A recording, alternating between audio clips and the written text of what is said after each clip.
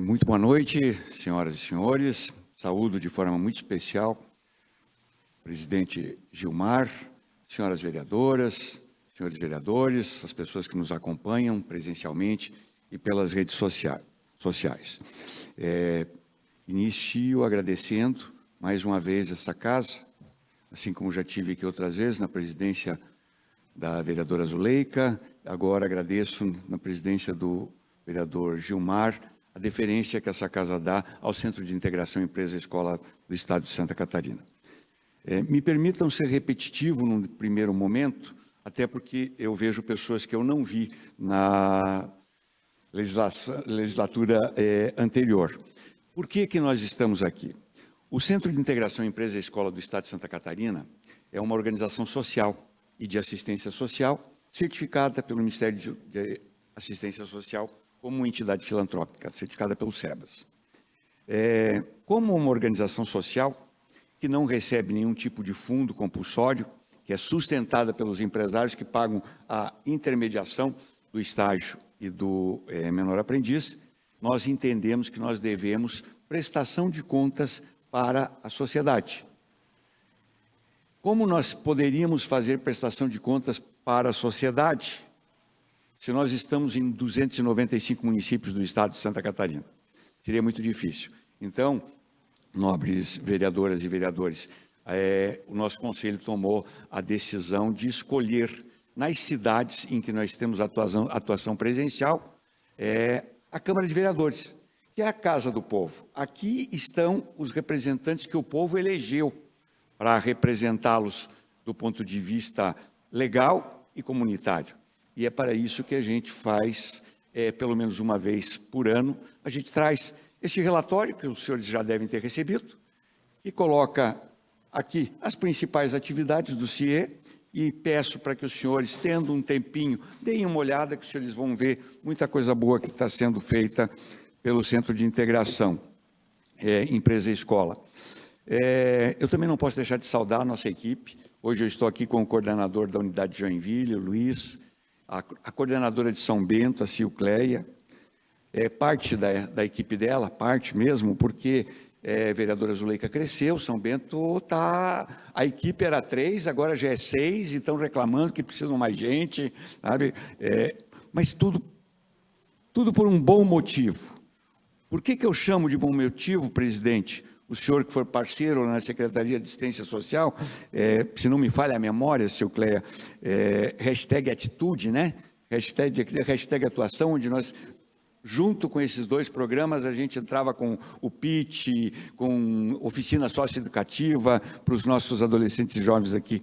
Então, não posso deixar de agradecer ao senhor pela contribuição que nos deu, inclusive proporcionando. Agora, esses dias, a gente fez uma formatura de PIT aqui, estava lá o prefeito, a primeira-dama, secretário de Educação, 18 adolescentes de famílias em condições vulneráveis, de vulnerabilidade social e econômica. E o que me deixou feliz, senhores vereadores? Me deixou feliz, deixava aqueles pais felizes. Daqueles 18, 11 já estavam contratados pelas empresas, inclusive algumas empresas ali, para confirmarem a contratação, e 7 encaminhados para o mercado de trabalho. O Centro de Integração Empresa-Escola, como eu falei, é uma organização social, e a gestão dela é conduzida por um conselho de administração, que eu tenho a honra de presidir, formado por 32 lideranças empresariais do estado de Santa Catarina. Empresários de atividades econômicas e também lideranças da área de educação. Por que eu estou dizendo isso para vocês? Porque, de alguma forma, a gente precisa chamar a atenção da sociedade, principalmente no momento que vivemos, de que nós estamos falando muito do futuro. Essa casa deve discutir futuro em todos os momentos, o executivo discute o futuro, então a gente quer melhor infraestrutura, a gente quer mais mobilidade, como aqui já foi dito, enfim, a gente quer cidades melhores, mas está chamando a atenção, e o Conselho de Administração do CIE está chamando a atenção nos momentos que ele tem, inclusive na imprensa, de que nós precisamos ver quem é que nós queremos ter aqui, vivendo aqui, daqui a 20, 30 anos. Porque, de repente, nós poderíamos ser as melhores cidades do mundo e não lembramos de trabalhar os cidadãos que vão estar habitando essas melhores cidades do mundo. E os cidadãos que vão estar habitando essas cidades daqui a 20, 25, 30 anos são os adolescentes de hoje. Eles é que estarão habitando. E aí eu chamo a atenção dos senhores, por quê? Porque esses 32 conselheiros, por mais que quando os senhores olharem a relação desses conselheiros em algum momento, vão encontrar aqui dono de shopping, dono de indústria, dono de cadeia de loja, reitor de universidade, todos eles nasceram na base da pirâmide. Engraxate, vendedor de pastel, gente que veio da roça, que começou com 9 anos de idade na roça, me desculpe a expressão, mas é assim que a gente entende isso no interior. E ninguém melhor do que nós para dizer que nós não podemos desvirtuar a maneira como o nosso adolescente deve ser educado para conquistar sonhos. É através do trabalho que se conquista sonhos. E me permitam uma provocação, porque os senhores é que fazem as leis que contemplam o futuro dessa cidade. Vocês sabem quem é o principal concorrente do CIE hoje? Com os programas de estágio, com programas de menor aprendiz? Não são as outras empresas que trabalham com recursos humanos. É o narcotráfico. Toda vez que nós perdemos um adolescente para o narcotráfico, fica muito difícil, para não dizer que é quase um milagre resgatá-los do narcotráfico. E vejam, a gente vive um momento muito complicado. A gente não escuta muito São Bento, graças a Deus, dessa situação, mas eu divido a minha semana entre Joinville e Florianópolis e nós temos situações bem complicadas lá, de bairros, inclusive, que já temos problema até para administrar. E por que eu chamo a atenção? Porque para este mundo marginal, que está aí do nosso lado, o adolescente virou mão de obra de primeira grandeza. Primeiro, pelos motivos legais. O que a justiça pode fazer com quem tem até 18 anos? No máximo, colocar num abrigo e devolvê-lo com 18 anos para a sociedade. Segundo, porque pega na melhor idade um garoto ou uma garota de 14 ou 15 anos, aquela idade dos sonhos, aquela idade do que eu quero ter tudo que esse pessoal está mostrando que tem. Eu quero ter um tênis melhor, eu quero ter um celular melhor e coisa parecida, e diz que, de repente, com umas simples entregas dá para ganhar R$1.000 por semana, talvez 1.500, dependendo da cidade. Como é que eu levo ele de volta para trabalhar 5 dias por semana, 8 horas por dia, por um salário mínimo? Tente me explicar como é que eu faço isso. Então, o nosso trabalho hoje está todo ele fundamentado, as nossas equipes estão fundamentadas em cima, primeiro, de uma legislação. Os senhores devem conhecer a Lei do Jovem Aprendiz, também chamada Lei do Menor Aprendiz, a 10.097. Lá atrás, quando ela foi criada, embora ela não tenha sido bem difundida, ela já tinha um papel importante, que era o de fazer um empreendedor, nós empresários entendermos que o principal ativo de uma empresa é humano, é o empregado. Não adianta nós termos as melhores máquinas e a melhor tecnologia se não tivermos alguém que vai lá, no mínimo, para ligar e desligar essa máquina. Desculpe a expressão, porque o pessoal está achando que dá para fazer tudo robotizado e não dá para fazer tudo robotizado. No mínimo. Mas lá atrás, quando essa lei se estabeleceu, você escutou muito dizer: o governo me criou mais uma despesa. E veja, como é que eu, empreendedor e empresário, pude acreditar que o meu principal ativo era uma despesa e não um investimento? E hoje o que nós escutamos? Muitos empresários aí na imprensa reclamando do apagão de mão de obra, que realmente existe. Pior ainda quando é mão de obra qualificada. Estive há 2 semanas no oeste do estado e conversando com o prefeito de uma das cidades do oeste, ele chegou a me dizer, vereador, o seguinte: se os venezuelanos forem embora daqui hoje, metade da minha cidade para. Dá para acreditar nisso? Onde é que está a nossa gurizada? Onde é que está a nossa mão de obra que deveria ter sido preparada para os nossos filhos, para os nossos netos e assim por diante? Nós estamos vivendo um problema sério. Graças a Deus, algumas coisas estão sendo feitas, mas nós temos muito para fazer. Aqui mesmo em São Bento, ela pede mais, mas eu não posso deixar de destacar a evolução. Nós temos hoje 405 aprendizes ativos nas empresas. Também, graças a Deus, muitos empresários já entenderam que isso não é uma função social, isso é uma função estratégica. Como é que eu não preparo a mão de obra para continuar o meu negócio? Até porque nós viemos de um tempo em que sobrava a mão de obra. Não vou muito longe, não levava 20 anos atrás, sobrava mão de obra. Desculpa, e o empresário tratava isso como se fosse um produto de prateleira. Está ali, acabou, saiu alguém, morreu alguém, eu vou lá na prateleira e pego. Agora não é mais assim. Pode continuar. Desculpa, presidente. Pode continuar, tem. Agora não é mais assim. E essa passou a ser a nossa preocupação. Por que, presidente, senhoras vereadoras e senhores vereadores? Porque vai ficar pior. Por que vai ficar pior? Quando eu divido a sociedade em 5 classes, A, B, C, D e E, classe A, a tal privilegiada, não quer mais ter filho. Prefere um pet.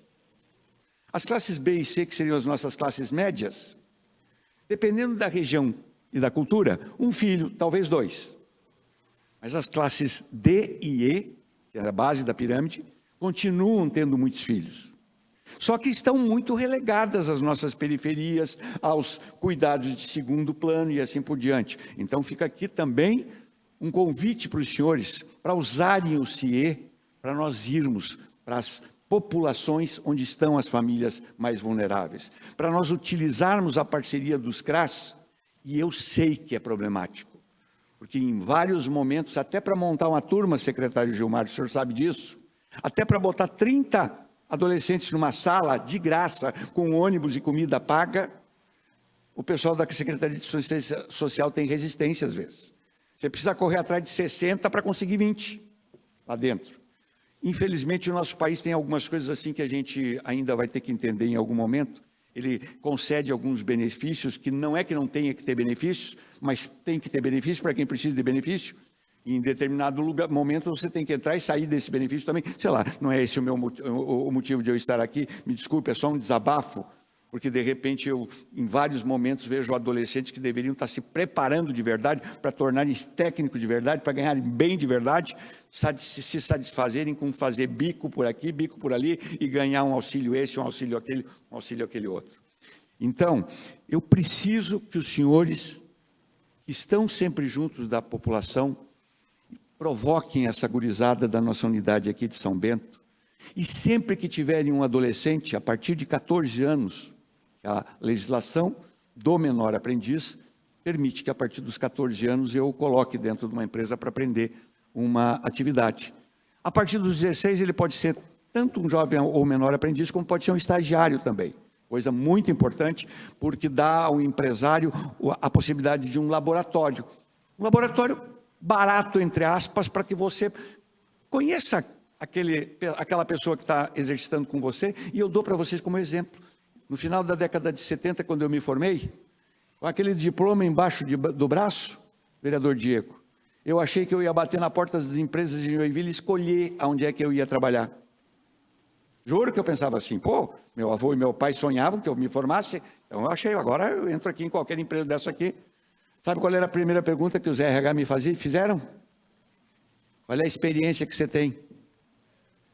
E aí eu descobri que com formatura e tudo eu começava como auxiliar e sei lá o que mais. Desculpa, também é um outro desabafo aqui.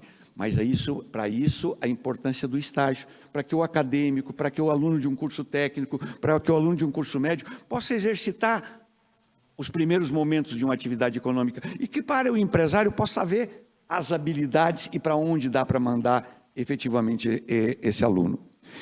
E antes que o presidente me expulse daqui, eu peço licença para que a gente ouça o depoimento de um jovem do nosso grupo de aprendizes. Até porque, vereador, eu falar bem do CIE é uma obrigação. Dificilmente eu acho que eu viria aqui para falar mal do CIE, né? Mas eles que são atendidos pelo CIE têm um recado que podem dar. Então, com a permissão dessa mesa, diretora, eu convido o Cauã dos Santos de Barros Silva, um jovem aprendiz que hoje está no comércio de veículos BER aqui dessa cidade, prestando seu serviço, para que venha dar o depoimento. Cauã, vem cá.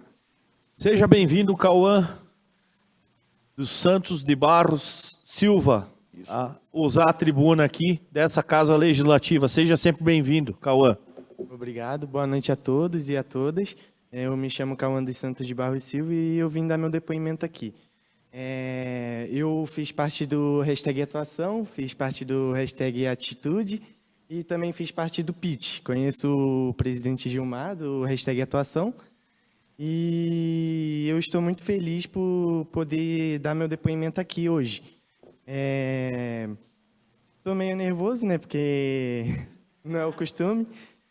E eu sou lá do Rio de Janeiro e o eu de antes não, tipo assim, não dava muita bola para emprego, trabalho, essas coisas assim, sabe? Mas de um tempo para cá eu decidi me dedicar mais, porque eu vi que o mundo não era algo, tipo assim, legal, sabe? Não era algo só de curtição. Então eu decidi correr atrás e aí eu decidi ir até o CIE. E o CIE me proporcionou tudo isso que eu tenho hoje em dia. Conseguiu me entregar o meu primeiro emprego e agora eu estou na Honda. Estou trabalhando lá, estou muito feliz e sou muito grato ao CIE. Muito obrigado a todos pela atenção de vocês.